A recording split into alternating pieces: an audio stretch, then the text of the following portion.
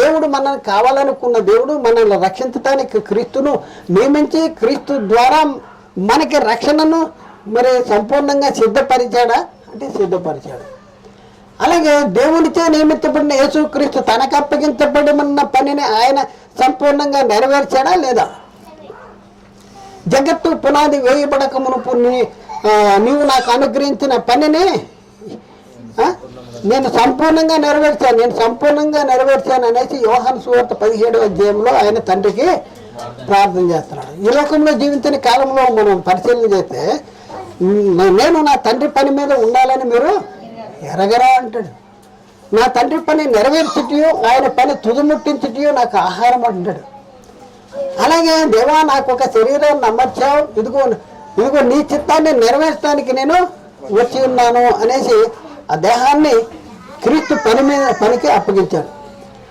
ఆఖరిలో యేసుక్రీస్తు తండ్రికి ప్రార్థన చేస్తాడు, తండ్రి నీ చిత్తమైతే ఈ గిన్నె నా యుద్ధ నుండి తొలగింపు, ఆయన నా చిత్తం కాదు నీ చిత్తమే నా యందు సిద్ధించును దాకా అన్నాడు. యేసుక్రీస్తు ఈ లోకంలో జీవించిన కాలంలో ఆయన మనం పరిశీలన చేస్తే పరిచారము చేయించుకుంటకు రాలేదు, కానీ పరిచారము చేయుటకు అనేకులకు ప్రతిగా ప్రాణ విమోచన క్రయధనముగా తను అప్పగించుకుంటానికే వచ్చాడు. వచ్చిన ఆయన మరి అప్పగించుకున్నాడా, పని పూర్తి చేశాడా అంటే సమాప్తము అయినది అన్నాడా?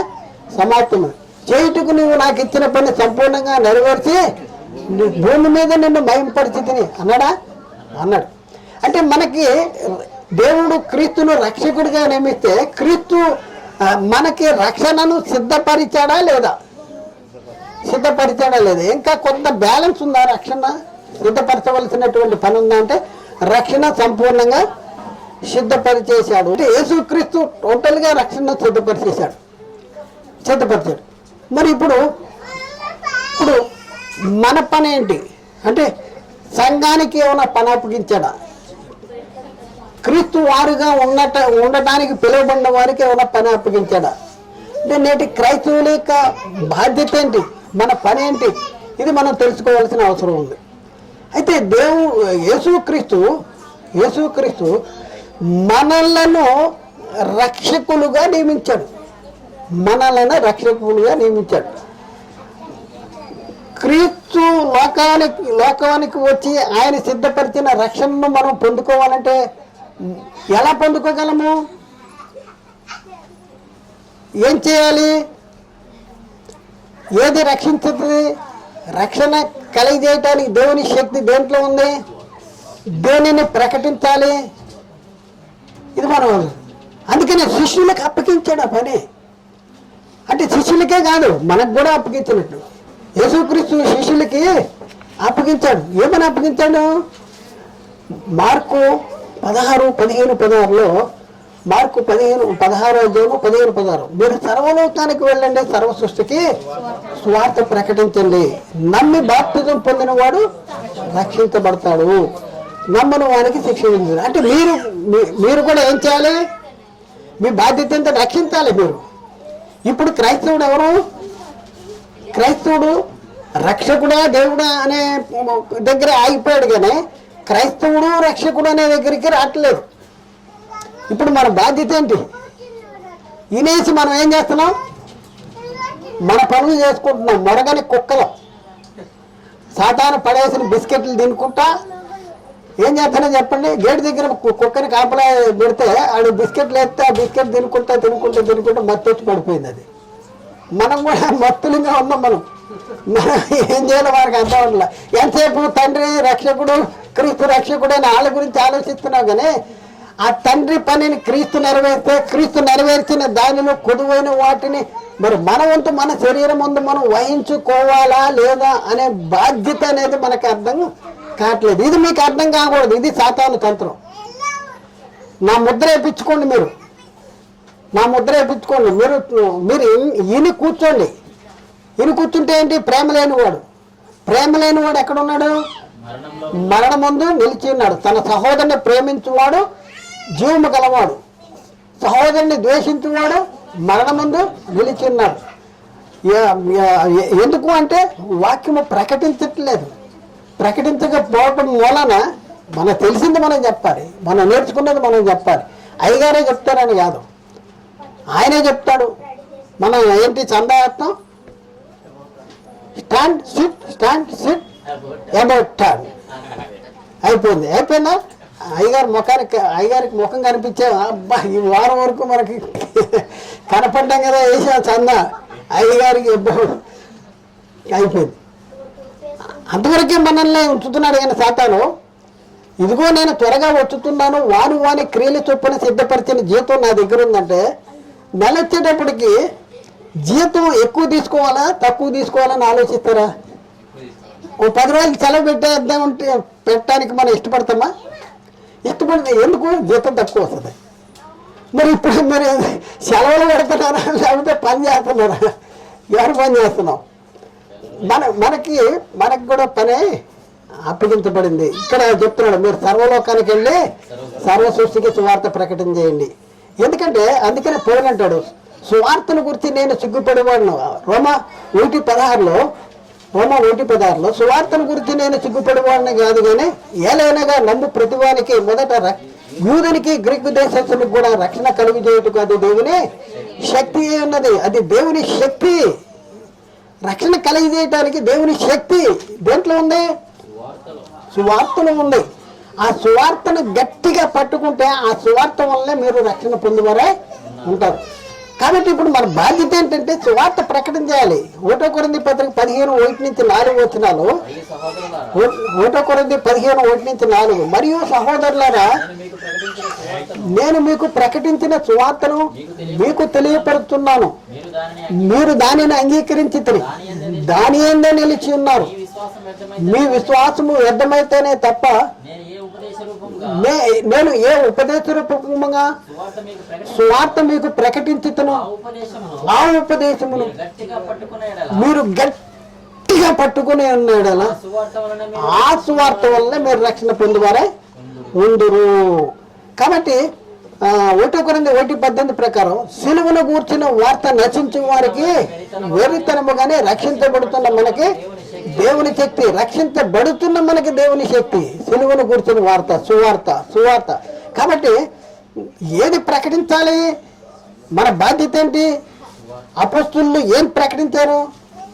క్రీస్తు పునరుద్ధాన సాక్షులు అపొస్తలులు క్రీస్తు పునరుద్ధానాన్ని గురించి ప్రకటించేశారు. ఈ నామాన్ని బట్టి మీరు ప్రకటించకూడదంటే, ఈ నామాన్ని బట్టి మేము ప్రకటిస్తాం, మేము దేవుని మాట వినాలా మీ మాట వినాలా మీరే చెప్పండి అనేసి చెప్తున్నటువంటి పరిస్థితి. కాబట్టి ఇప్పుడు లోపల ఏది నాటపడాలండి? సువార్త, దుర్వార్త, లోక సంబంధమైన వార్త, ఏ వార్త మనలో ఉండాలి? సువార్త ఉండాలి. అందుకనే చెప్తాడు, లోపల నాటపడి మీ ఆత్మలను రక్షించు శక్తిగల వాక్యాన్ని. యాకోబు 1:21 అందుచేత సమస్త కల్మషమును విర్రవీగుతున్న దుష్టత్వమును మాని లోపల నాటబడి మీ ఆత్మలను రక్షించు శక్తిగల వాక్యమును సాత్వికముతో అంగీకరించండి. సాత్వికంతో ఏది ప్రకటన చేయాలి? ఇప్పుడున్న పరిస్థితుల్లో ఏం ప్రకటన చేయాలి? ఇప్పుడు నేను రక్షకుడునైన దేవుడు క్రీస్తు చేత రక్షకుడిగా నియమించబడ్డాను. నేను అన్ని దేవుని చిత్తాన్ని,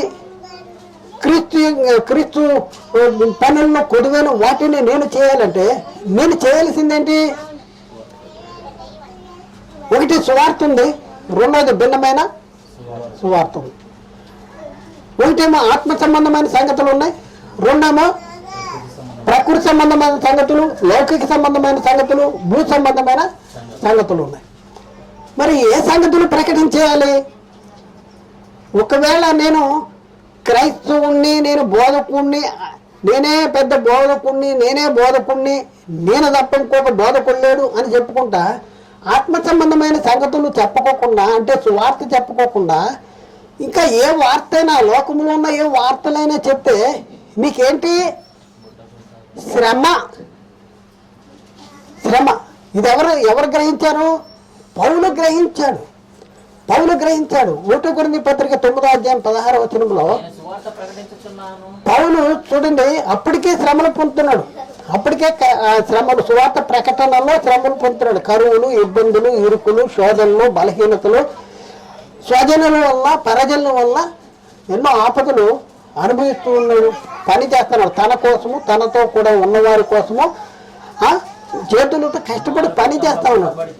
పని చేస్తా ఉన్నటువంటి పౌలు చెప్తా ఉన్నటువంటి పని ఏంటంటే, సువార్త ప్రకటిస్తున్నటువంటి పరిస్థితుల్లో పౌలు చెప్తున్నటువంటి మాట ఏంటంటే, నేను సువార్త ప్రకటించుతున్నాను, నాకు అతిశయ కారణము లేదు కానీ సువార్త ప్రకటించవలసిన భారము చాలండి. అక్కడ అర్థం ఇక్కడ ఏమంటే, సువార్త ప్రకటించుతున్నాను గనక నాకు అతిశయం లేదు. అతిశయించకూడదు. ఎందుకు అతిశయించకూడదు? భారము నీ మీద మోపబడింది. సువార్త ప్రకటించవలసిన భారం మన మీద మోపడింది. నేను ఎక్కువ చేసేస్తున్నా అంటే ఎక్కువ చేసేదేంటి? అది నీ పని, అది నీ పని, అది నీ సామర్థ్యాన్ని బట్టి నువ్వు ఇది చేస్తావు. చూడండి, పెద్దవాళ్ళు బిందె మీద బిందె వేసుకుని నీళ్ళు తీస్తారు. ఇంకా కొద్దిగా చిన్నవాళ్ళు ఏం చేస్తారు, ఒక బిందె మోసుకొస్తారు. ఇంకా పాప ఏం చేస్తుంది, చిన్న పాప చెంబు మోసుకొస్తుంది. మీరు బిందె మోసుకొస్తున్నాను కనుక నీకు అతిశయమా? అదిగో చిన్న పాప చెంబు మోసుకొస్తుంది, నేను 2 బిందెలు మోసుకొస్తున్నా అని అతిశయపడాలా? నో. నీకున్న సామర్థ్యాన్ని బట్టి నువ్వు పని చేయాలి. నీకున్న సామర్థ్యాన్ని నువ్వు పని చేస్తా, నేను అతిశయిస్తాను అంటానికి వీలు లేదు. ఎందుకంటే స్వార్థ ప్రకటించవలసిన భారము నా మీద మోపబడి ఉన్నది. ఒకవేళ నా మీద మోపబడిన ఆ సువార్త రక్షించే, ఆత్మలను రక్షించే ఆ సువార్త కాక నాకున్నటువంటి జ్ఞానము అంటే లోక సంబంధమైన జ్ఞానం, అతి తెలివి లోక సంబంధమైన జ్ఞానము, భౌతిక జ్ఞానము, ప్రకృతి సంబంధమైన జ్ఞానము లోకానికి ప్రకటించేస్తే ఏం జరుగుద్ది? పౌలు చెప్తున్నాడు, అయ్యో నేను సువార్త ప్రకటించకపోయినాడలా నాకు శ్రమ. ఆల్రెడీ ప్రకటించేదేంటి? సువార్త ప్రకటిస్తూ ఒకవేళ సాతాను డైవర్ట్ చేసేస్తాడేమో. ఇలా కొద్దిగా పైకి రాగానే, డబ్బులు రాగానే, జనాలు పోగానే ఇక దొరలు అయిపోతారు. వీళ్ళు దొరలు, కార్లు, మిద్దులు, మేడలు, ఏసీలు వచ్చేయగానే దొరలు అయిపోయి వీళ్ళు సువార్త కాకుండా వీళ్ళని సంభ్రమాశ్చర్యాలు కలిగించటం కోసం లోకంలో ఉన్న సంగతులు చెప్తారు. ఆ సంగతులు కూడా దేంట్లో? యేషయా గ్రంథము, ఎహెజ్కేలు గ్రంథము, యెరెమీయా గ్రంథము, సామెతల గ్రంథం. ఇవి క్రైస్తవులకి కావలసినటువంటి అపోస్తులు ప్రవక్తలు వేసిన పునాదిలో ఉన్న సంగతులు కాదవి. మోసం చేస్తున్నాడు. బైబిల్లో చూపించి బైబిల్లో చెప్తున్నట్టు మోసం చేస్తూ ఆత్మ సంబంధమైన సంగతులు కాకుండా, సువార్త సంబంధమైన సంగతులు కాకుండా లోకంలో ఉన్న సంగతులన్నీ చెప్పేసి ఇదిగో దేవుడు వాళ్ళని అలా చేశారు, చెప్పించాడు, దేవుడు మిమ్మల్ని కూడా చేపిస్తాడు. ఈ రకంగా ఏం చేస్తాడు? లౌకిక సంబంధమైన సంగతులు. పౌలు అందుకనే చాలా స్పష్టంగా అందుకనే బైబిల్లో రాయబడింది ఏంటంటే, బోధకులమైన మనము మరి కఠినమైన తీర్పు పొందుదమని మీలో అనేకులు బోధకులు కాకుండాడి. ఇక్కడ అదే చెప్తున్నాడు పౌలు, అయ్యో నేను స్వార్థ ప్రకటించకపోయినాడల్లా నాకు శ్రమ. ఆల్రెడీ స్వార్థ ప్రకటిస్తున్నాడు. ప్రకటించే ఆ సువార్తలో భిన్నమైన సువార్త కలిగితే, ఒక సంబంధమైన సంగతులు చెప్తే శ్రమ అనేసి చెప్తున్నాడు. కాబట్టి ఇప్పుడు సువార్త ప్రకటించే వారి యొక్క విశిష్టత చాలా ఉన్నతమైనది. ఈ వాక్యము మనలోంచి వాక్యము బయటికి వస్తుందంటే ఒక అగ్నిలో ఉన్నటువంటి వాళ్ళని ఏం చేస్తుంది? బతికిస్తుంది. నశించే వారికి మరణార్థమైన మరణపు వాసనగా ఉంది. అదే జీవించే వారికి జీవార్థమైన జీవపు వాసనగా ఉంది. మనం మాట్లాడే మాటలు ఎలాంటి మాటలు? సామాన్యమైనవి కాదు. నువ్వు నిజంగా సువార్త ప్రకటించేవాడు అయితే నీవు ప్రకటిస్తున్నటువంటి సువార్త యొక్క విలువ, దాని యొక్క విశిష్టత ఏంటంటే, ఆ సువార్త ఉన్న వ్యక్తిలో ఏం జరుగుతుందంటే జీవించే వారికి జీవపు వాసనగా ఉంటుంది. చనిపోయే వ్యక్తికి యాక్సిడెంట్ అయిన వ్యక్తి గౌకన ఆక్సిజన్ తెచ్చి పెడితే ఎంత ఇదిగా ఉంటుందో అలాంటి పరిస్థితి అన్నమాట. కాబట్టి రక్షించే పరిస్థితి. 2 కొరింథీ పత్రిక 2వ అధ్యాయం 14-16 వచనాలు. 2 కొరింథీ 2:14-16. మా ద్వారా ప్రతి స్థలమందును క్రీస్తును గూర్చిన జ్ఞానం యొక్క సువార్తను కనపరచుచు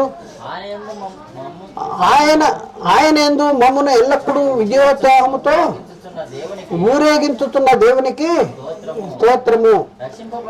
రక్షించబడి వారి పట్లను నశించు వారి పట్లను మేము దేవునికి క్రీస్తు సువార్త అయి ఉన్నాము. నశించు వారికి మరణార్థమైన మరణపు వాసనగా ఉన్నాము. రక్షించబడి వారికి జీవార్థమైన జీవపు వాసనగా ఉన్నాము. చూడండి, రక్షించబడి వారికి రక్షించబడి వారి పట్లను నశించు వారి పట్లను దేవునికి క్రీస్తు సువార్తనే అన్నాము. నశించు వారికి మరణార్థమైన మరణపు వాసనగా ఉన్నాము. మరి రక్షించబడి వారికి జీవార్థమైన జీవపు వాసనగా ఉన్నాము. కాబట్టి ఇప్పుడున్న పరిస్థితుల్లో మనల్ని గురించి మన బోధన గురించి జాగ్రత్తగా పరిశీలన చేసుకోవాలి. ఏదో చెప్తున్నాము, జనాల్ని మాయ చేస్తున్నాము, జనాల్ని తప్పిట్లు కొట్టేస్తున్నారు, జనాలు ఇదిలేసేస్తున్నారు అనేసి ఉప్పొంగుట అనేది చాలా భయంకరమైనటువంటి భ్రష్టత్వం.